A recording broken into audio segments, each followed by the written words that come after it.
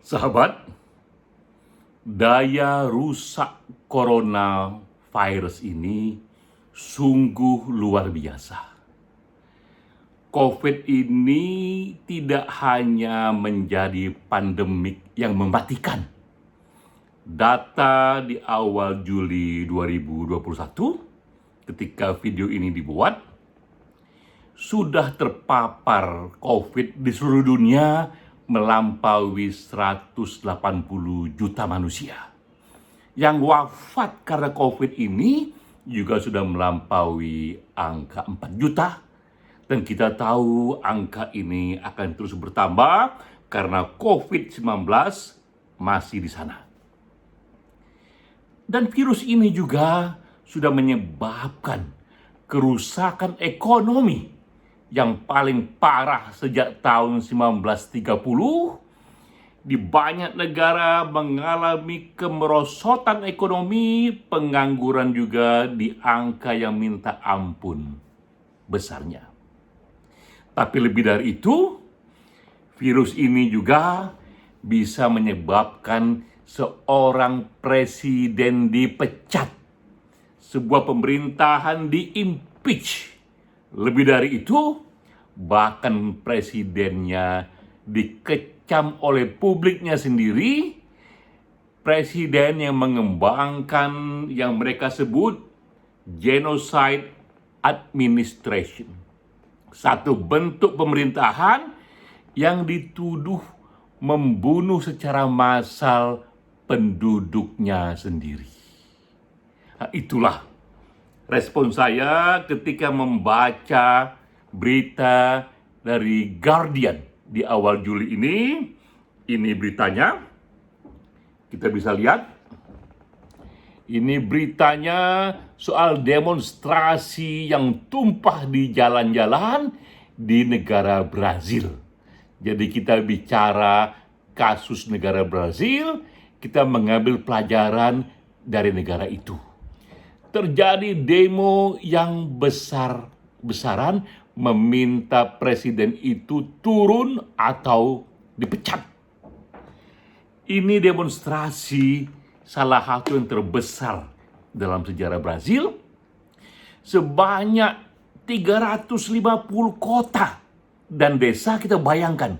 Sebanyak di wilayah 350 kota dan desa, penduduk tumpah di jalan meminta presidennya dipecat.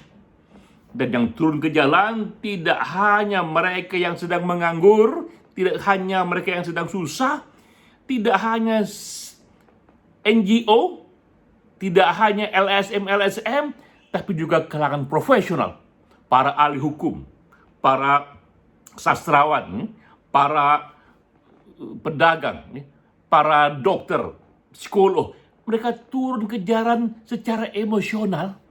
Mengapa? Karena mereka merasakan sendiri. Ada yang anaknya wafat, ada yang bapaknya wafat, ada yang kekasihnya wafat, ada yang istrinya wafat, ada yang sahabatnya wafat, yang menurut mereka tak seharusnya mereka itu wafat karena COVID-19. Jika saja presiden lebih peduli, jika saja presiden tidak mengabaikan. Dan ini menjadi lebih sensitif lagi karena dari segi data yang wafat itu banyak dari kalangan penduduk ekonomi bawah, mereka yang menganggur dan juga secara tidak proporsional banyak menimpa kulit hitam. Mereka yang disebut dengan Black Brazil. Ini minta ampun tumpahnya. Nah, saya ceritakan dulu sekarang ini sedikit mengenai data di Brazil. Mengapa begitu besarnya protes kepada sang presiden. Brazil sekarang ini, juga kembali ke data di awal Juli 2021, adalah negara yang kematian karena COVID-19 terbanyak di dunia. Hanya kalah dari Amerika Serikat saja. Per hari ini, di awal Juli 2021, yang mati karena COVID di Brazil melampaui 500.000 orang. Ini kematian yang minta ampun banyaknya, yang oleh para kaum terpelajar di Brazil dikatakan ini sejenis genosida, pembunuhan massal terhadap penduduknya sendiri, 500.000 orang yang wafat. Kita bisa melihat ngerinya angka ini jika kita buat perbandingan. Kita contohkan saja Brazil dibandingkan dengan India.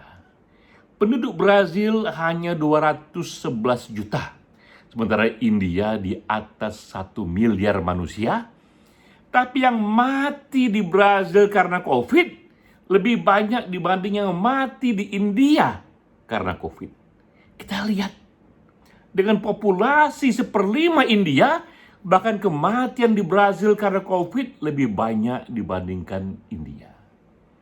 Kita bisa bandingkan juga Brazil dengan Indonesia. Juga penduduk Indonesia lebih banyak. Brazil 211 juta, kita 270 juta populasi. Tapi di Indonesia yang wafat karena COVID 61.000. Nah, kita bayangkan, walaupun baru 61.000 yang wafat, tapi itu menyebabkan kepanikan luar biasa di Indonesia. Kita cemas, kita khawatir, kita ragu. Apalagi di Brazil yang wafatnya itu 500.000 orang. 7 kali lebih banyak dari yang mati di Indonesia. Dengan penduduk yang lebih sedikit, tapi kematian di Brazil karena COVID 7 kali lebih banyak dibandingkan di Indonesia. Tidaklah heran kemudian tumpahlah itu kemarahan dan mereka mengatakan kita tak akan berhenti sebelum presiden dipecat.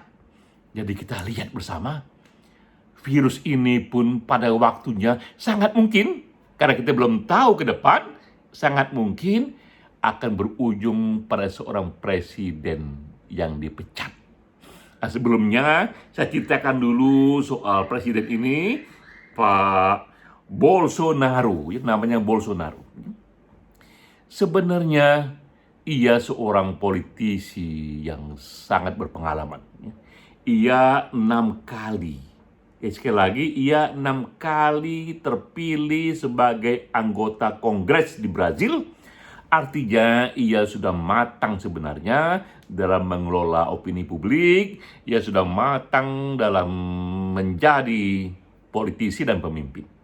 Karena itulah ia terpilih lagi dan lagi selama 6 kali. Ketika ia terpilih di tahun 2019, ia terpilih dengan populer sekali karena ia menang di atas 55%.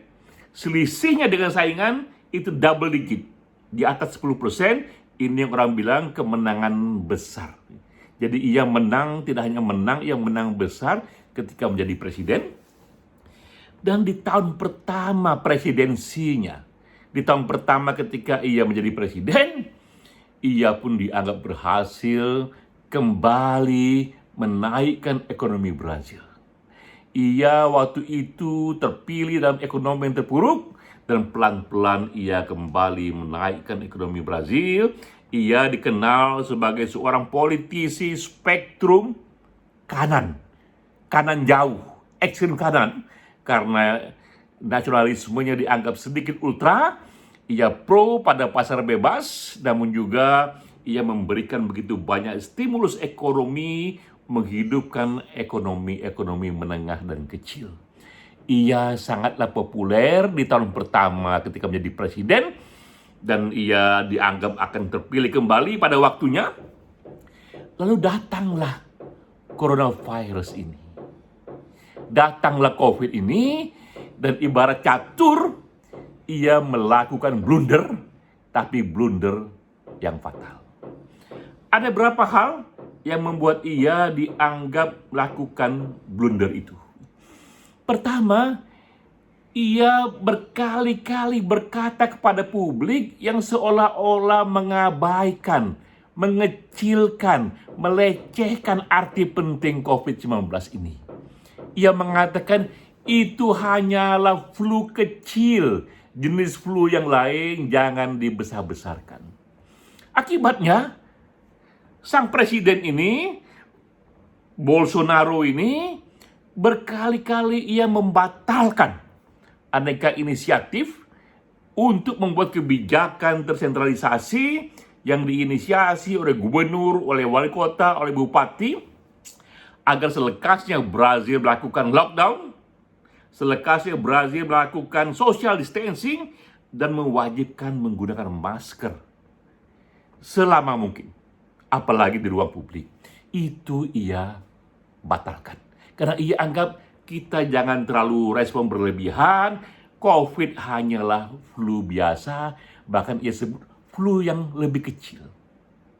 Akibatnya juga, dengan ia kurang begitu peduli pada bahaya COVID ini, ia dianggap kurang antisipatif.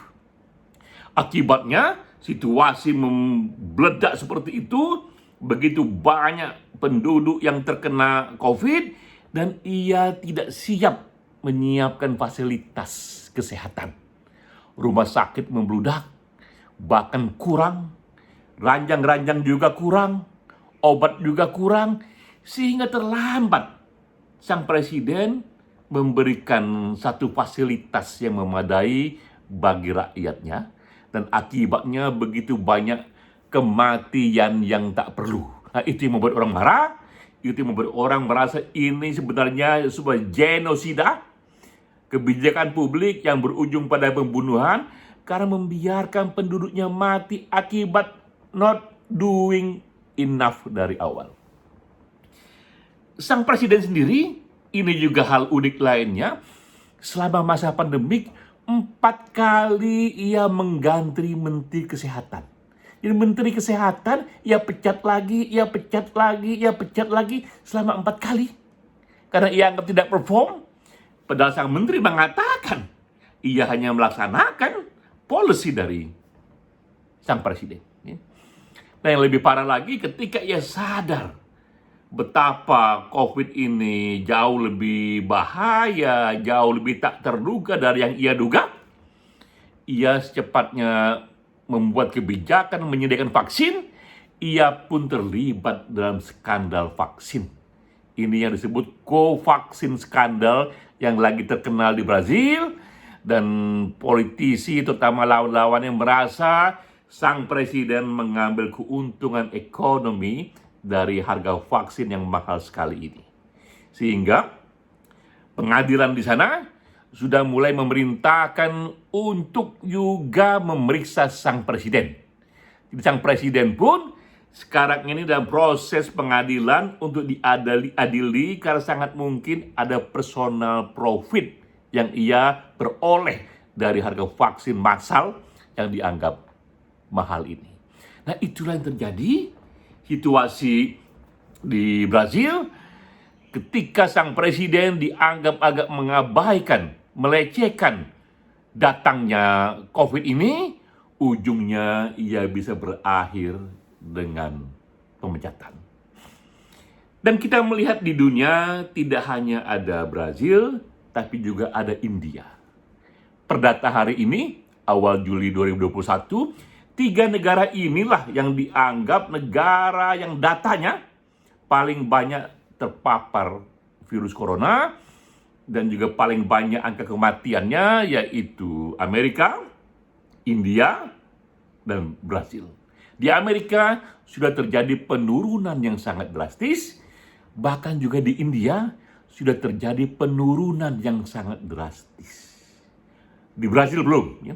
Tapi di India dan di Amerika itu sudah. Nah, pada hari ini kita memahami sudah terbentuk pengetahuan soal public policy. Apa yang layak dikerjakan menghadapi coronavirus sekarang ini, public policy yang berhasil. Jadi ada contoh-contoh negara yang berhasil, mereka berhasil karena mengerjakan 3 in 1. Pertama, terapkan walau sementara, tapi terapkan lockdown.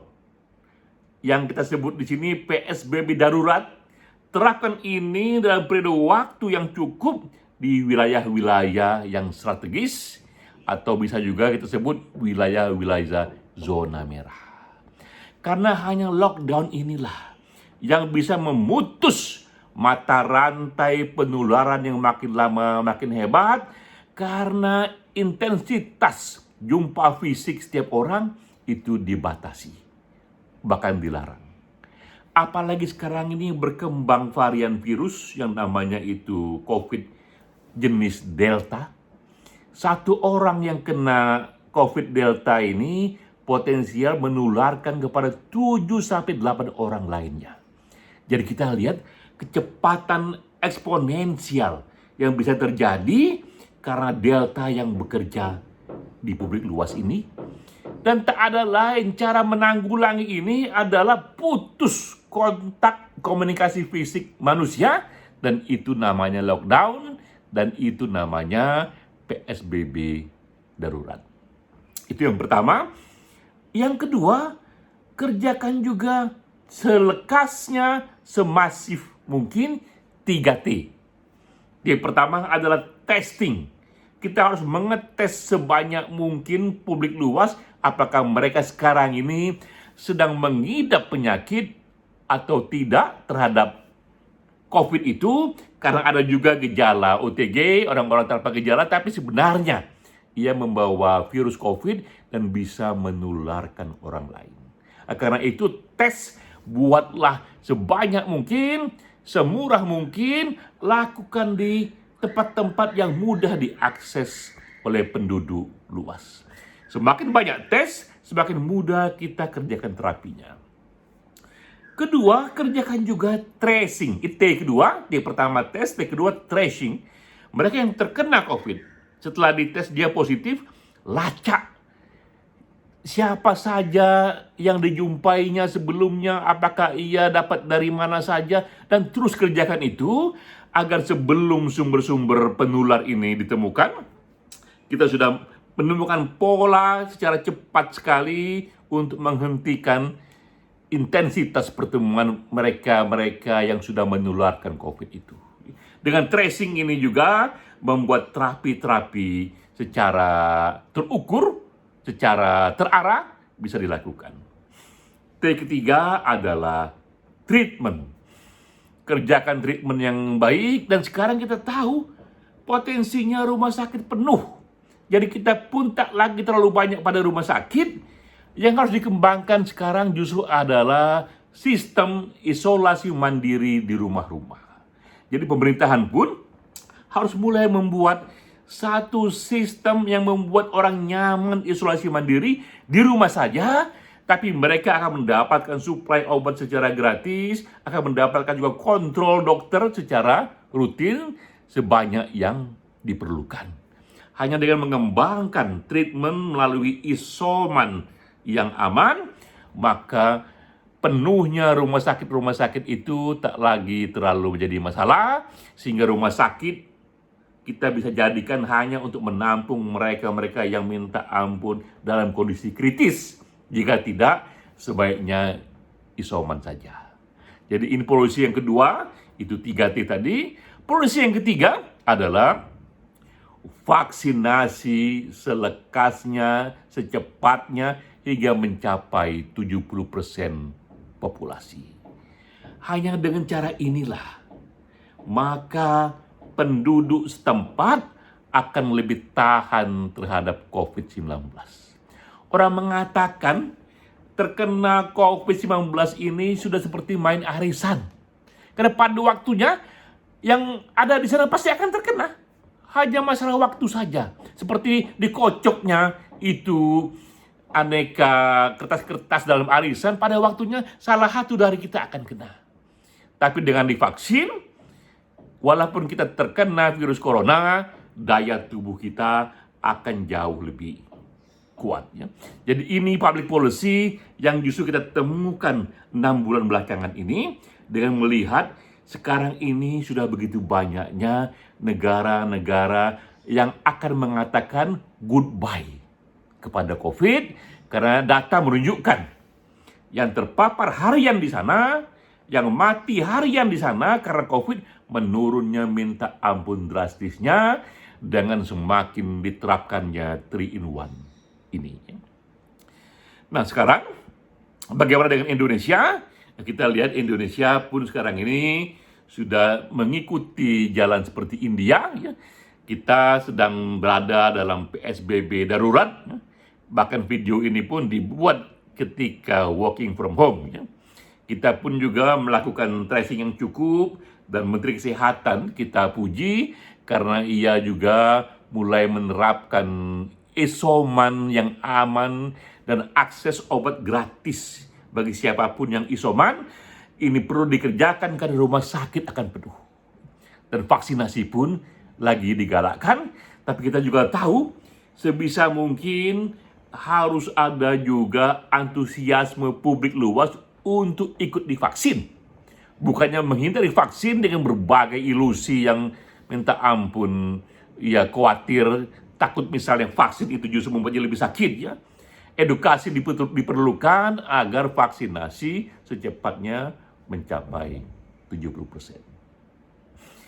Kita sebenarnya ingin menyetujui pandangan dari Bolsonaro itu ketika ia mengatakan COVID-19 ini hanyalah flu yang kecil saja yang jangan khawatirkan.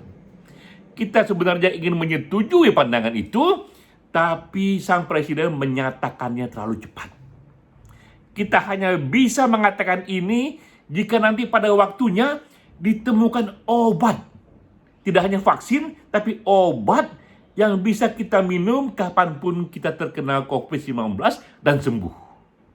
Karena itulah yang terjadi pada pandemik flu. Pandemik flu selesai sebagai pandemik ketika ditemukan obat. Kapanpun kita kena flu, kita minum obat itu dan kita akan sembuh. Nah, obat itu terhadap COVID-19 sedang dicari dan dalam waktu dekat akan ditemukan. Nah, saat itulah, jika memang obat ditemukan, saat itulah momen yang tepat untuk mengatakan COVID-19 sekarang ini sudah berubah hanya seperti flu biasa. Siapapun yang terkena akan sembuh dengan minum obat ini dan tak lagi mengganggu kita.